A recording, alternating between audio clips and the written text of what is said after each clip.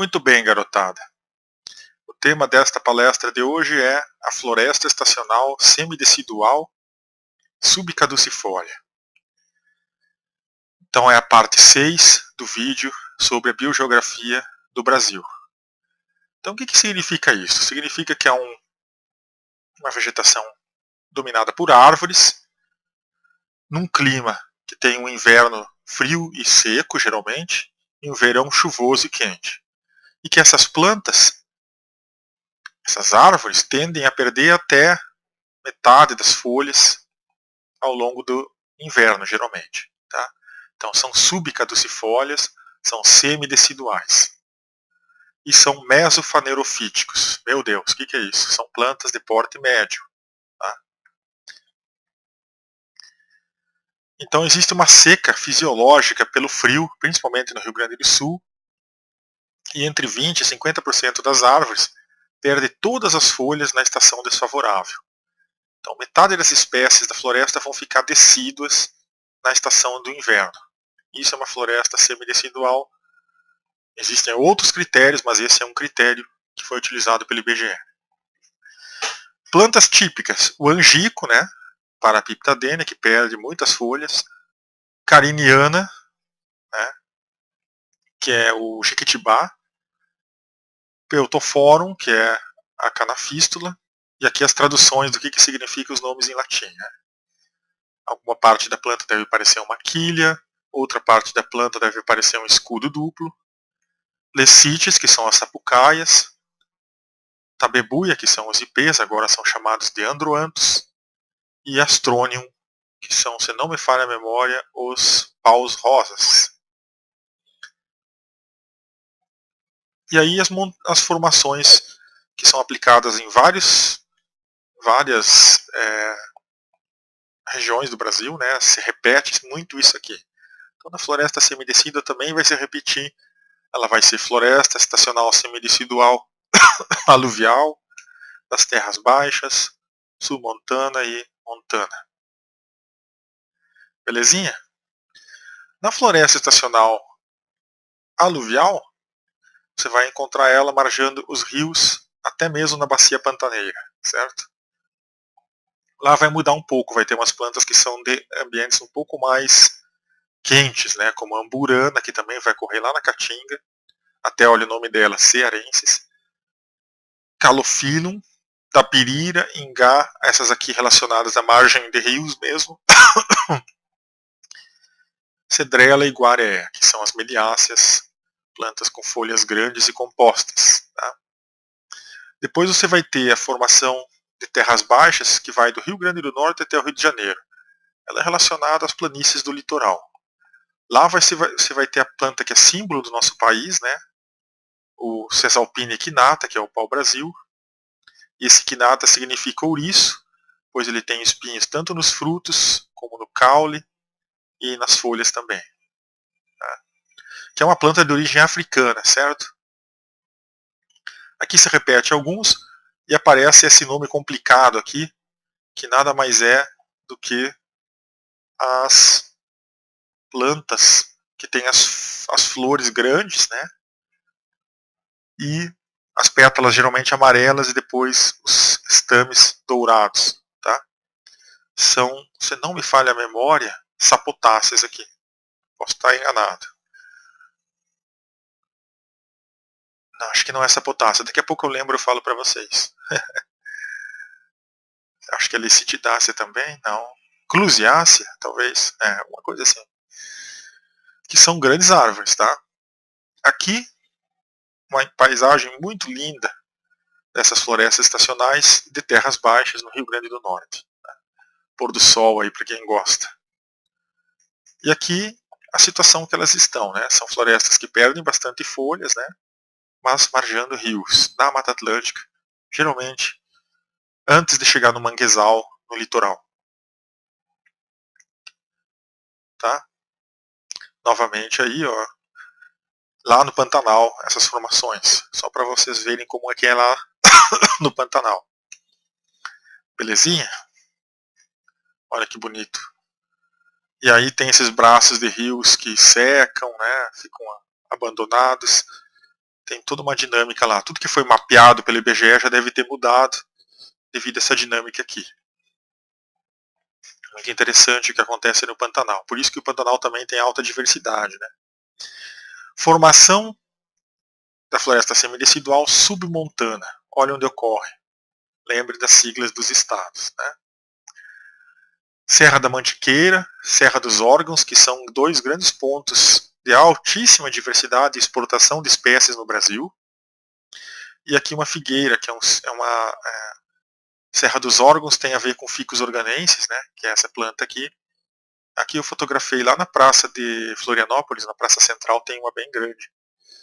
E é uma espécie que caracteriza muito a Serra da Mantiqueira, Serra dos Órgãos, a figueira gomeleira, né? O cedro, o angico, o jequitibá de novo, e algumas plantas de origem amazônica, como a Himenea curbaril, copaíba, né, que tem uma ampla distribuição, a canafístula, o astrônio, os ipês, e o pau-marfim, que é uma árvore bastante rara, mas que ocorre nessa formação, quase extinta, para falar a verdade. Balforodendron riedelianum. Essa planta tem um nome bonito mesmo. Subindo a montanha, nós temos tatiaia, caparaó. São poucas áreas no Brasil e florestas que são relíquios, né? Quando o planeta esquenta, as plantas se abrigam lá. Quando o planeta esfria, algumas plantas saem de lá e colonizam de novo a vegetação. Tem alguns cientistas que afirmam que se nada tivesse sido feito no Brasil em termos de queimadas, colonização, hoje o nosso país estaria coberto praticamente todo de florestas, certo? Se também não houvesse mudança climática e nem essas coisas. Tá? Alguns cientistas afirmam isso, que não haveria a caatinga, não haveria o cerrado, eles teriam sido suprimidos, pois essa vegetação grande da Amazônia em área e a Mata Atlântica ela teria gerado tanta umidade que essas florestas teriam se expandido e fechado o Brasil inteiro com florestas. Tá? É uma teoria, certo? Aí, ó. As figueiras são esses monstros, né? São espécies-chave na floresta. São poucos indivíduos com grande biomassa e que têm função ecológica importantíssima, como recicladores, né, de árvores que estão doentes, elas crescem em cima de outras árvores, e como fornecedores de frutos ao longo do ano, em alguns anos. Tá? São plantas que fornecem frutos na estação seca e fria, quando todas as outras árvores geralmente estão em repouso, a figueira está lá com figos. E eu já vi muito isso. Tem muito jacu, muito macaco que vai lá e faz a festa nesse inverno. Tá? Se vocês quiserem se informar como funciona essa história das espécies chaves, leiam o trabalho da Valesca Ziparra, um grande abraço, foi minha colega. Lá ela tem uma tese de doutorado falando sobre isso. Valesca Ziparro, com Z. Esse, se não me falha a memória, é o Astronium, certo? Esse que está aqui ilustrando aqui. Belezinha? E aí, a belíssima Serra da Mantiqueira, no estado de Minas Gerais, próximo aqui de onde estou gravando esse vídeo, com esse grande centro de exportação de espécies para o Brasil, certo? Olha que legal, tem uns pedrões lá, viu? Que bonito. Olha aí, ó, que maravilha. Aqui eu acho que é logo quando começa a subir a serra ali em Maria da Fé, Minas Gerais. E esse é o Dedo de Deus, se não me falha a memória. Acho que aqui já é no Rio, na Serra dos Órgãos. Percebo, né, como tem umas sombras que ficam boa parte do dia. Então aqui deve ter algum tipo de espécie mais, talvez até endêmica nessa região aqui. E aí a paisagem na rodovia mesmo, quando você está chegando perto do Dedo de Deus. Fantástico, né? E aí as ficus organenses, né? São árvores gigantescas, chegam a ter 6, 7 metros de diâmetro, 30, 40 metros de altura, e dominam realmente essa floresta estacional. Um outro trecho fantástico de floresta estacional decidual você vai encontrar ali naquela região perto de Piracicaba. Tá? Tem um parque ali que é onde tem o Jequitibá gigante, em Santa Rita do Passa Quatro, certo? se informem sobre esses lugares e o jequitibá rosa que tem lá. Ele é um monstro.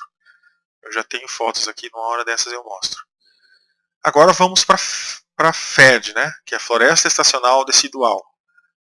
Also known as, também conhecida como, são abreviações aí, Floresta Tropical Caducifólia. Tá? Então são árvores tropicais que perdem, mais de 50% das espécies perdem todas as folhas na estação mais seca. Essa floresta ela é tipicamente encontrada no Triângulo Mineiro, tá? Região de Uberlândia, Lavras. Minas Gerais é o grande representante aí dessa floresta. Mas ela vai ocorrer descendo algumas manchas no Brasil, até no Rio Grande do Sul tem algumas pequenas manchas dela. Certo? Ó, as características.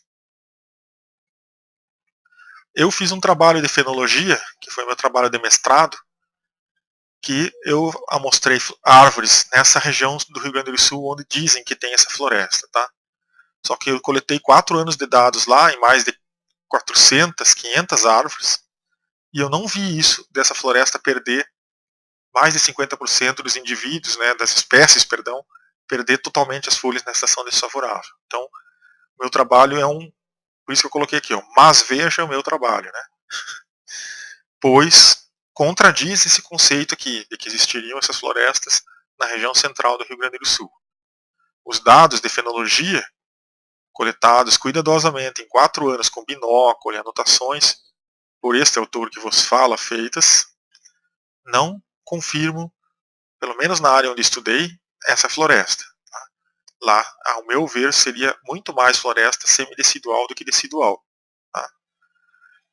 Patrícia Morelato, que é uma representante forte da ciência da fenologia no Brasil, também ela foi lá e visitou essa floresta junto comigo até, ela foi minha orientadora, e ela chegou lá, ela chegou e falou, não tem nada a ver, isso aqui é floresta semidecidual. Então, eu vou levantar essa bola mesmo, essa controvérsia, para vocês postarem comentários aí no meu vídeo depois. Tá? Há controvérsias. Se essa floresta chega até o Rio Grande do Sul de forma expressiva. Tá? Bom, polêmicas à parte, existem monstros nessa floresta, como as apuleias, as grápeas, que são árvores gigantescas, que formam esse extrato emergente da mata, que hoje não existe mais, só existe lá no Parque Turvo, na região ali noroeste do Rio Grande do Sul, ainda existe essa parte emergente com grápeas com 40, 50 metros, angicos e canafístulas. Tá? Na maior parte do Rio Grande do Sul você não vai encontrar mais essas emergentes. É uma floresta resumida, uma floresta desfalcada do seu extrato emergente. Certo? Só lá no Turvo e em São Paulo, ali naquela região que eu falei do Parque de Vassununga, né, em Santa Rita do Passa Quatro, que você vai encontrar. Beleza? E aí, agora voltando à floresta decidual, esse é o aspecto dela. Ela parece muito mais uma caatinga quase do que uma floresta semidecida, né? Ela é muito mais seca e ela vai ter de novo aquela divisão que a gente já cansou de falar aqui, que agora eu já não vou repetir mais, tá? Montana, submontana e etc. Então vai ter agora, só para comentar algumas espécies que ocorrem nessas situações, a aluvial, vai de novo ocorrer no Pantanal e centro do Rio Grande do Sul. Vai ter muita marmeleiro do mato, tarumã, branquilho, engazeiro e a luea divaricata, que é a... Caramba, hoje tá difícil, hein? Açoita-cavalo, beleza? O meu pai, ele estudou latim, ele falou que divaricata significa louca, tá? Então é açoita louca, açoita-cavalo louca, pois quando ela fica em áreas abertas ou na borda da mata, né, não no município, mas na borda mesmo, física da mata, que aqui perto onde eu estou tem um município de Borda da Mata, em Minas Gerais. Ela tem os galhos, sai para tudo que é lado, é uma loucura mesmo, os galhos não tem nenhum padrão, então por isso que talvez a pessoa que descreveu colocou esse nome já por isso. Agora vocês não vão esquecer mais da açoita-cavalo, da luea divaricata louca. Tá? Aí, ó. Essa é floresta decídua de margens de rios. Tá? E este é o marmeleiro do mato. Uma árvore que, vejam, quando a floresta decidual estava preservada, você encontrava esses monstros aqui. Ó, tá? Aqui é como a floresta é hoje, esse aqui é uma que ficou por algum motivo. E lá onde está a setinha branca tem uma testemunha para ver o tamanho que é a árvore. Se você pegar aqui, ele é quase do tamanho da seta, e empilhar aqui, ó, você vai ver que tem uns 40 metros essa árvore, certo? Pode fazer depois um teste aí. No sul da Bahia também ocorre. Vejam como são as árvores e as pessoas que vivem lá. Região bem pobre do Brasil. Tem essas cereus, né, os cactos que são flexíveis, o próprio nome já diz. E muita cavanilésia, muita bombacácea, que agora virou malvácea. Muita paineira nessas regiões. Tá? São bosques muito bonitos. Eles lembram um pouco aqueles bosques que tem na África de baobás, comuns na região de Madagascar. Aí está uma visão dessa floresta. E aí os cereus. Tá?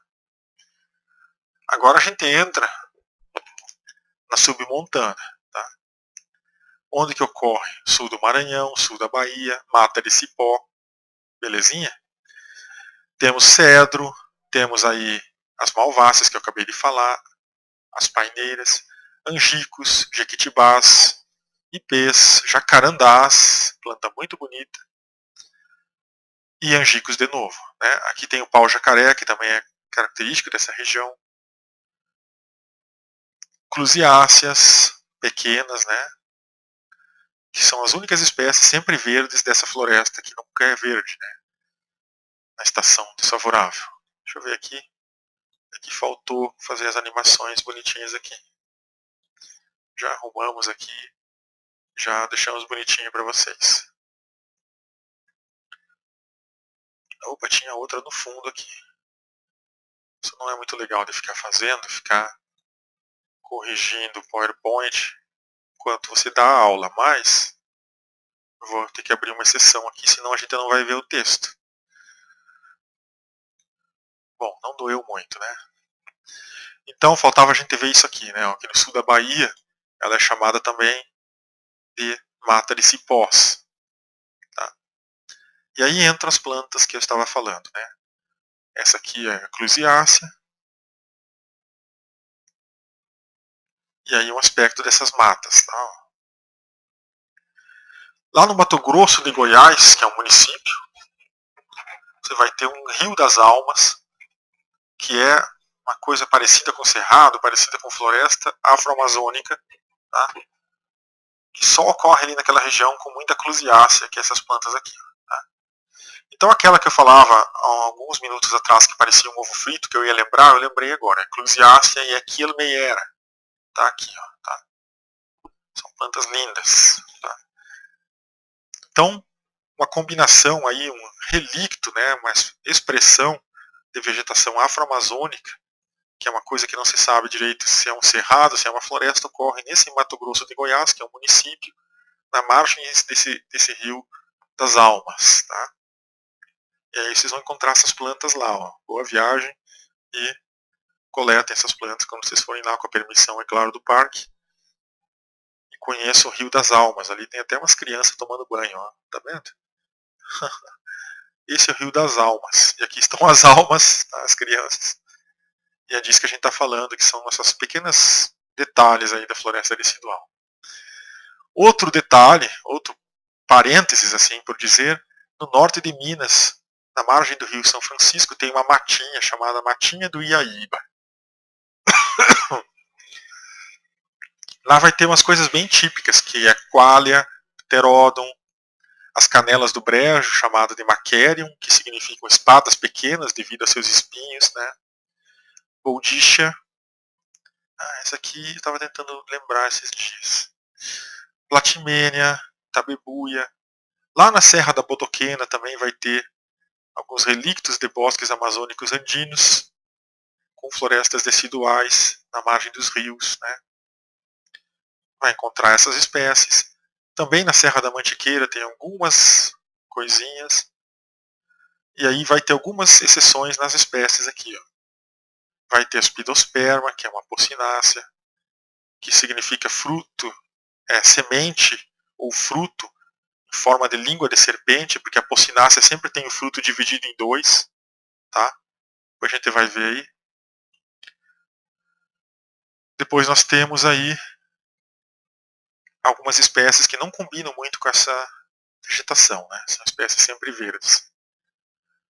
Aqui sim, como que é a matinha do Iaiba. Tá? Eu acho que ali naquela região do Paraíso Perdido tem algumas coisas assim também. Para quem foi em Paraíso Perdido, lembre desse detalhe aqui, ó, na beira da represa de Furnas. Acho que eu vi algumas coisas assim. Tá? E aí as pombacáceas, né? Ó, os androantos aqui, né? E essa matinha do Iaiba.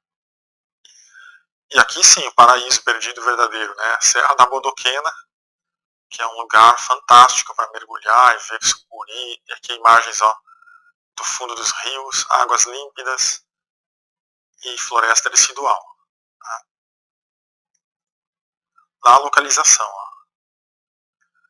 Esse é um dos lugares mais turísticos que tem no Mato Grosso do Sul, né? Olha só, tem muita coisa linda para ver. Inclusive o lobo-guará, carcará. Aqui uma foto submarina, da pessoa lá em cima nadando. Esse lugar vale a pena. Ainda vou lá um dia.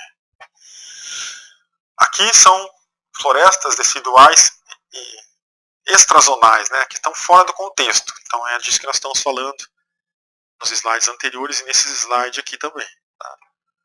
Nas Missões, no Rio Grande do Sul, que foi onde eu nasci em Santo Ângelo, bem no tinha uma missão, existem florestas decíduas com angico, puleia, essas plantas que eu já falei. Tá? Montana.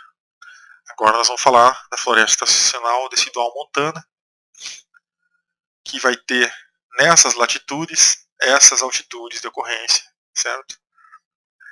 Então agora a gente saiu dos extrazonais, desses detalhezinhos, e entra na floresta montana. Vai ter algumas coisas no norte de Roraima, Vitória da Conquista na Bahia. Vamos ter muitas fabáceas, né, como cássia, cedrela, camelliácea, novamente fabáceas e depois bignoniáceas. Tá? E aqui um resumo dessas florestas estacionais deciduais, com algumas coisas que eu havia falado, né? A densa, aberta com palmeiras, aberta com cipó, comum em Minas Gerais, e estacional.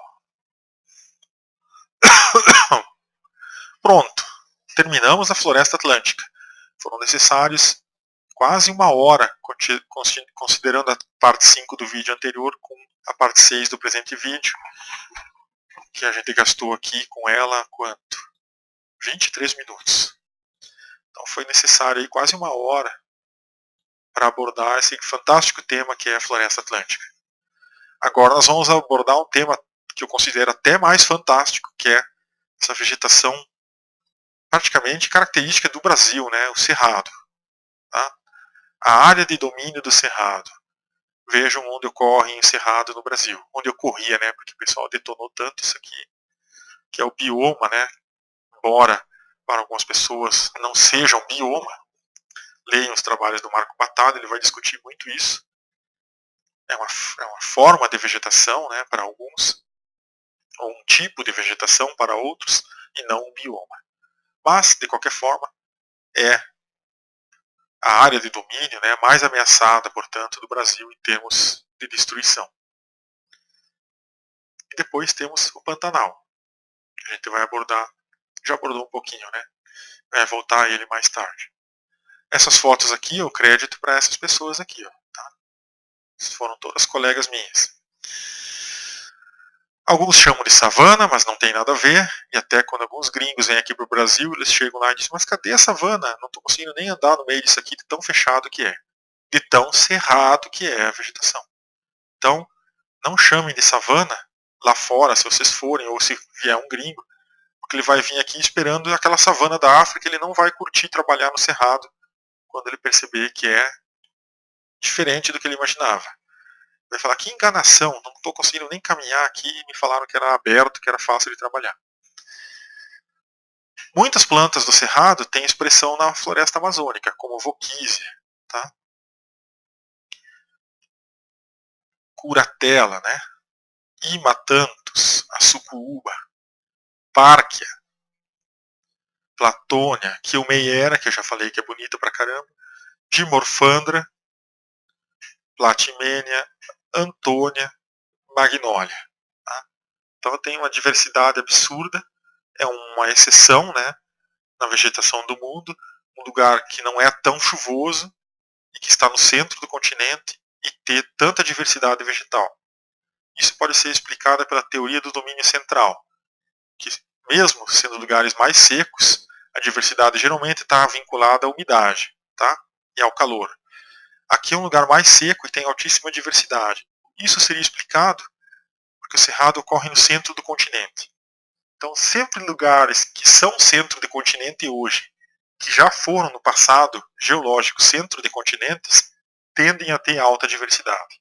Isso explicaria a segunda maior diversidade vegetal encontrada de árvores no sul da Bahia. Nossa, mas o sul da Bahia não é centro do continente? Ah, mas a América Latina já foi ligada à África. E aí sim era o centro do grande continente Pangeia. Tá?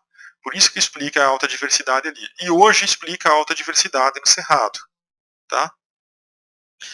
Então agora nesse minuto que passou, eu falei brevemente de alguma das mais importantes teorias da biogeografia mundial. A teoria do domínio central. E aí esses representantes que nós estávamos falando aí, apocináceas, né, típicas do Cerrado. Esse, se não me falha a memória, é o Imatanthus, que, como eu havia falado, as apocináceas elas têm esses frutos divididos em dois, não se decidiram, né, se vai ser um único fruto ou dois frutos. Beleza? Vamos seguindo então. Vou mostrando as plantas aí. E vocês vão curtindo aí quais são as plantas que ocorrem no Cerrado. Tem mais uma.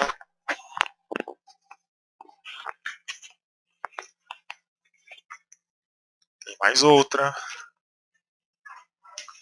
E agora nós vamos procurar ver aqui as características do cerrado. Certo?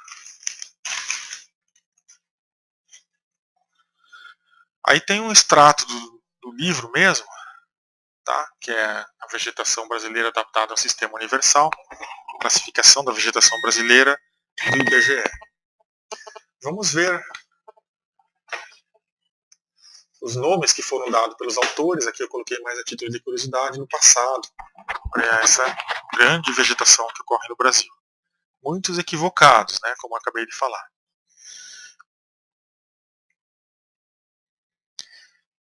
Vamos então agora ver o que acontece. Ela ocorre, né, a vegetação, em climas sazonais e mais raro em climas ombrófilos. Tá? Xeromorfa, né, vegetação típica de regiões mais secas, solos com alumínio, lixiviados de outros elementos que eram bons para a planta. O alumínio é considerado um vilão. Né? O alumínio é aquele cara que entra numa fila do banco ou numa fila de restaurante e ele se serve a comida bem devagar e deixa toda a fila esperar. Tá? Bem egoísta o alumínio. Ele trava todos os lugares onde poderia entrar elementos no solo e deixa lá e ele fica incomodando. Por isso que as plantas do cerrado são tortas, não é porque é seco no cerrado. É porque tem muito alumínio. Imagine um metal dentro do tecido de uma planta. Ele vai entortar toda a planta. Tá? Depois eu falo mais sobre alumínio. Aí, ó. Subgrupos de vegetação da savana. Nós vamos ter aqui no perfil e aqui nas paisagens a savana, cerrado, vai ser chamado de savana mesmo, pelo livro, vou ter que falar que é savana, mas eles deixaram cerrado entre parênteses. Então, florestada é um tipo, arborizada é outro tipo. Parque, que é o que seria, o que acontece lá na África. E gramínea lenhosa, que é campo limpo. Tá? Então aqui a gente poderia falar assim, campo limpo, campo sujo, o cerrado senso estricto, que é o cerrado verdadeiro, e o cerradão. Tá? Apenas traduzindo aqui para um conhecimento mais aqui do pessoal do Brasil, o que seria essa florestada, arborizada, parque e gramínea lenhosa. Belezinha? Vocês vão ver algumas novidades aqui hoje sobre onde ocorrem algumas coisas parecidas com o cerrado senso estricto, em regiões nada esperadas do Brasil, como ali em Uruguaiana, na fronteira com a Argentina, no Parque do Espinheiro. Dito isso, vamos ao cerradão, savana florestada. Né? Características, ó. Pode haver cerradão com plantas não tortuosas. Tá? Ele difere muito da floresta estacional semidecidual pela composição florística. Certo?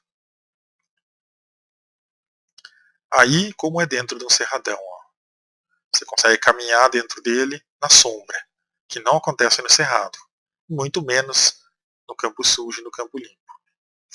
E aqui as plantinhas típicas do cerradão. Essa vocês têm que lembrar, o carioca brasiliensis, carioca brasileiro, o pequi, típico. Sucupira, dimorfandra, várias plantas que você vai encontrar muito no cerradão. E aí, aqui está uma mistura, né? Tem um pouco de cerrado aqui, e para lá algumas manchas de cerradão. Ó. Essa foto eu tirei em cima de uma torre lá em Tirapina. 20 metros de altura eu tirei essa foto. Dá para ver bem como é a copada e a copa do cerradão. Lá estou eu. Alguma outra pessoa tirou a foto minha. Aqui é cerrado, ó. Tá, é mais aberto, ó, vocês podem ver. Tirapina. Outra imagem ó, muito bonita lá, a represa do Broa, município de Tirapina, mostrando aqui onde está mais fechado ó, é cerradão. Ó. Tem algumas manchas ali. Quem quiser ficar craque no cerrado, tem os livros do casal Goldsberger. Tá?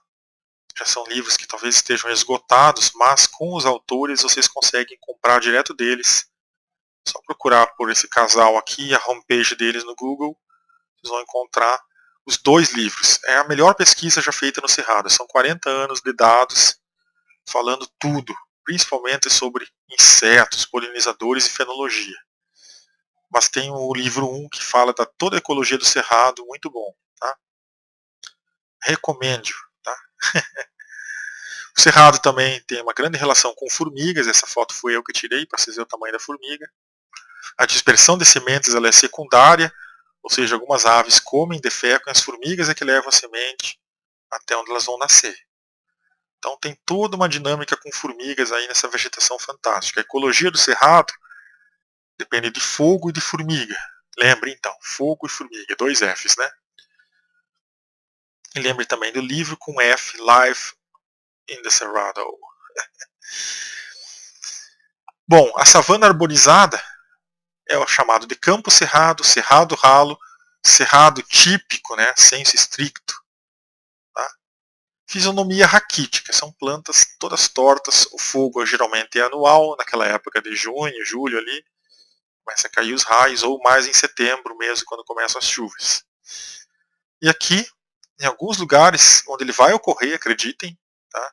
Tem pequenas manchas dele, as plantas típicas. Tá?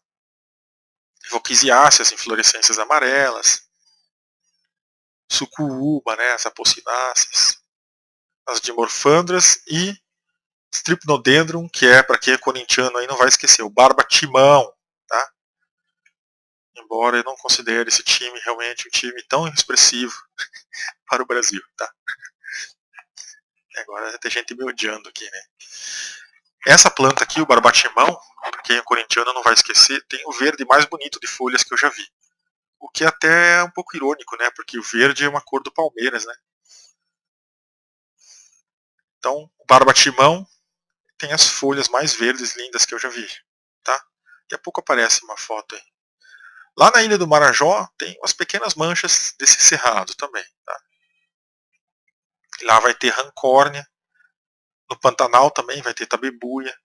Lá na Ilha do Bananal vai ter birsônima, que é um murici.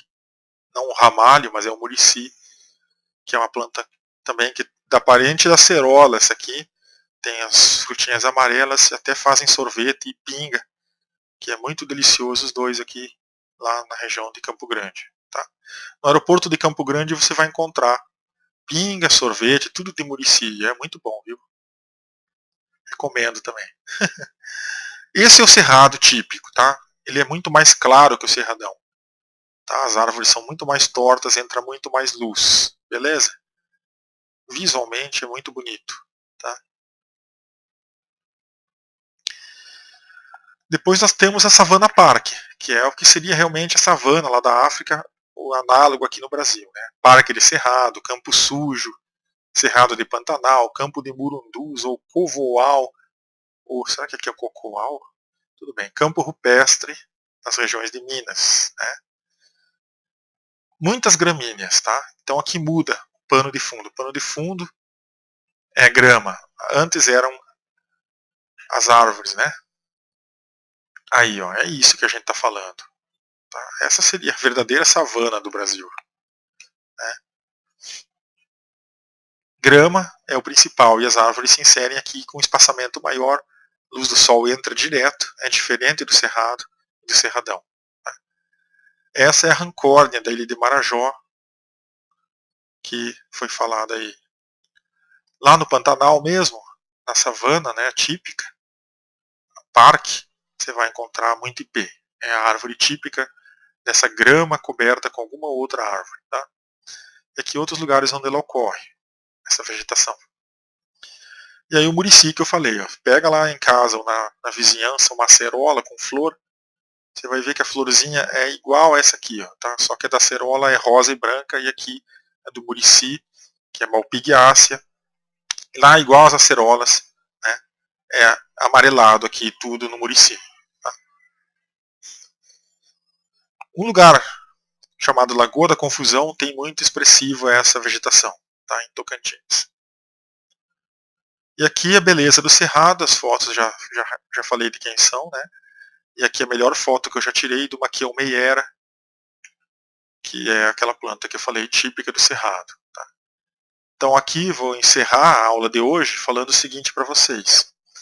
O cerrado no Brasil ele deveria ser muito mais bem preservado se as pessoas utilizassem as plantas do cerrado para fazer o seguinte, usar na arborização urbana, usar em jardins, usar em todas essas coisas, tá? Em vez de utilizar um monte de planta exótica venenosa, usem nessas arborizações. Vocês que são engenheiros, biólogos, que vão trabalhar nas prefeituras, busquem mudas dessas lindas plantas do cerrado para arborizar as cidades, ao invés de ficar pegando lá canelinha ou como é que chama, aquela que dá alergia,